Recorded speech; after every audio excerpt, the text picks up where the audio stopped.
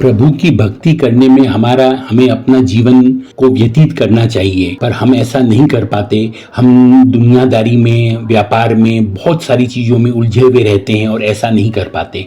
एक उदाहरण संत एक देते थे, कितना सुंदर उदाहरण है कि जैसे कोई मनुष्य 24 घंटे में 20 घंटे शौचालय में ही बैठा रहे तो सांसारिक दृष्टि से क्या वो मूर्ख नहीं कहलाएगा?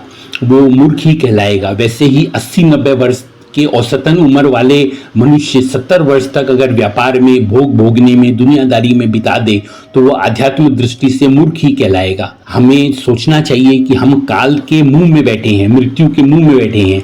कब काल मुंह बंद कर लेगा और हमारा जीवन का अंत कर देगा हमें पता नहीं। राजा श्री परीक्षित जी श्राप के कारण 7 दिन के लिए निश्चिंत हो गए थे कि तक्षक नाग जो है वो 7 दिन के बाद आकर उन्हें दंश करेगा। हम अगले पल के लिए भी निश्चिंत नहीं है, अगला पल भी हमारा अंतिम पल हो सकता है। वैसे देखा जाए तो हर मनुष्य की मृत्यु 7 दिन में से ही एक दिन में होनी है।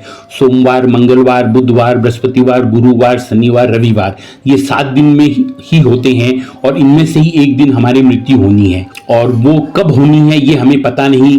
वो अगले पल भी हो सकती है और 10 साल बाद भी हो सकती है, 25 साल बाद भी हो सकती है, 40 साल बाद भी हो सकती है।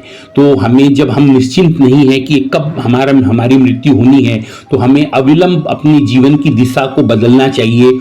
और समझदार वही है जो उस दिशा को बदल के प्रभु की भक्ति में लगा दे।